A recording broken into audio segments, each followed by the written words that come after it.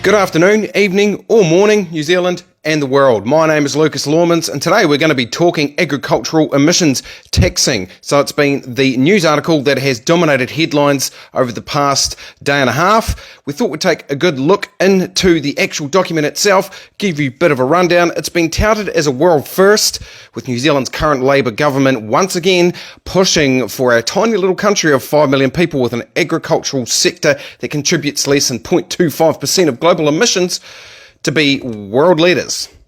The Pricing Agricultural Emissions Consultation Document has been released amid mainstream media fanfare that, of course, fails to recognise any significant detrimental effects from the introduction of such a scheme.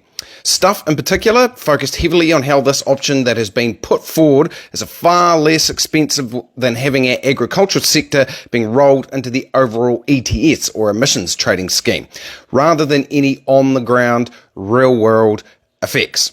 Federated farmers in various branches around the country have voiced some concern through media.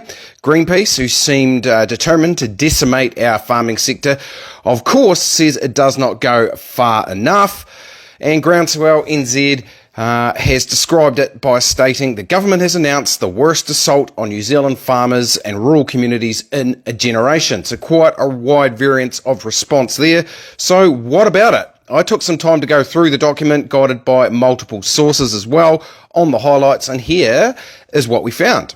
The key issue across the draft policy document is the open acknowledgement that the scheme will ensure the sector produces less food than it does now, that the remaining supplies will be at a higher cost, that farmers' export earnings will decrease, and rural communities and support industries will need to transition to other land uses or move away from farming altogether, all the while having the shortfall picked up by overseas producers with less sustainable farm systems than what we currently have in New Zealand. Taking a look at 4.3, impacts on society and wider economy. It states, any form of an agricultural emissions pricing system will have significant flow-on or indirect effects for wider society, including other sectors and the general public. The cost and availability to consumers of some food and fibre products may change, at least in the short term, as farmers, growers and the wider agricultural sector adjust to internalising the new cost on emissions. In the longer term, resulting shifts in land use may result in greater availability of lower emissions food and fibre products. That one is debatable. Aotearoa New Zealand's economy is likely to be affected, including terms of gross domestic products and exports, as outlined in section 4.1, impacts on agriculture.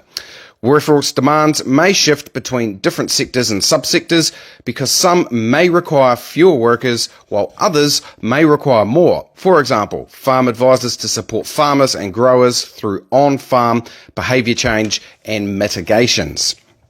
Now, 4.1 that it references there states a reduction in these exports. The statement, adjust to internalising the new cost on emissions, reads to me as putting prices up or leaving the sector. Correct me if you think I'm wrong in the comments below. By all means, keep the conversation peaceful and respectful. The other concern here is the greater availability of lower emissions food and fibre products. What are these? Labour, is this where we very delicately, for fear of reprisal from the woke mob, approach the bugs protein conversation? I'll leave that one open for you guys to decide.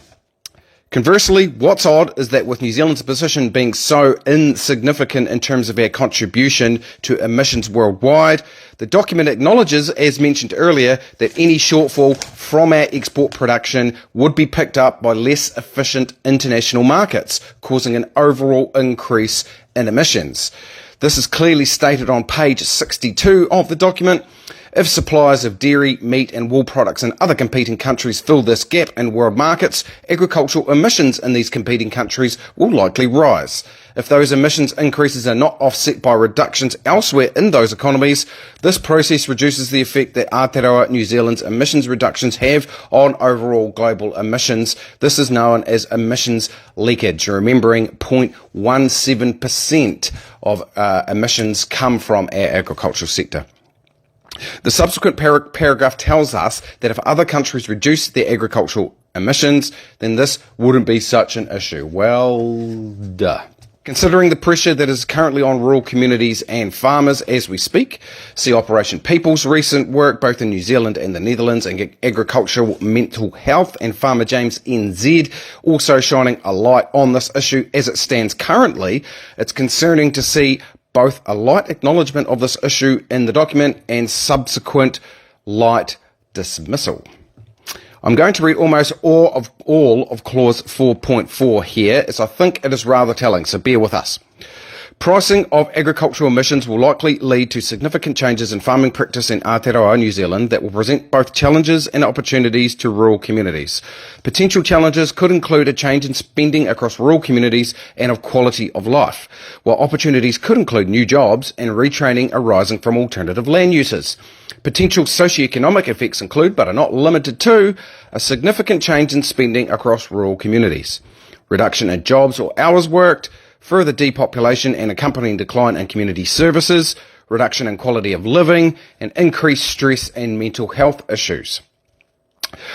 It goes on to say, rural communities tend to have different demographics from the average, which could make them more exposed to the interactions of these potential impacts. For instance, an increase in isolation and a reduction of well-being may occur for people who are in community affected by land use changes and who are unable to relocate, e.g. due to age, stage of life, or iwi or hapu connections to the whenua. However, the proposed emissions pricing system also offers an opportunity for farmers, growers and rural communities to transition to more resilient and sustainable land use and or business practices. This could strengthen the community, for instance, by diversifying the job market. Alternative land uses could create new job and training opportunities, plus other industries like tourism, which are currently facing staff shortages, may be able to expand through retraining and employing primary sector workers. So somehow they've managed to spin the decline in rural workforce that could come with this plan as a positive thing that strengthens the community by diversifying the job market. I would say that the reason people live in these rural communities, or even the sole reason that a lot of these rural communities even exist, is due to the agriculture/farming sector holding the entire place up. We know there's many towns around New Zealand just like that. Take that away and you take away the community. It's that simple. Shove them in the middle of the city. And apparently workers out of jobs can just retrain and head into tourism because the staff numbers are shorter there. Well, that would go with any kind of industry, would it not? Is it really that easy just to retrain and shift some of these lifelong farming experts along? I don't think so.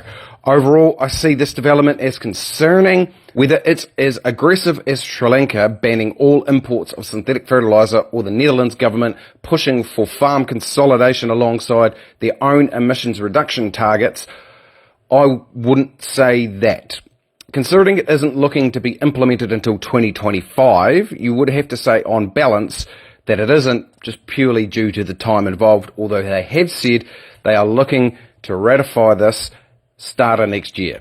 However, unless the time between now and then is used to strongly oppose these changes through whatever peaceful means are required, then it is absolutely a step towards at least those destructive WEF and UN-aligned SDGs that politicians around the world are using to decimate their agricultural sectors. My eyes will be on the industry bodies, i.e. Beef and Lamb, Federation Farmers, NZ Dairy, etc., and of course Groundswell and everyday Kiwis organising in response. Thanks for taking the time to tune in, team. That is our brief analysis and look into the consultation document on the agricultural emissions tax that has been announced yesterday. Get amongst the comments below, let us know your thoughts and whether there are other parts that we should be looking into, what we have missed.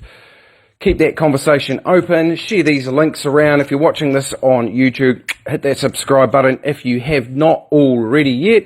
But for now, team, stay safe, stay free. We'll see you again real soon.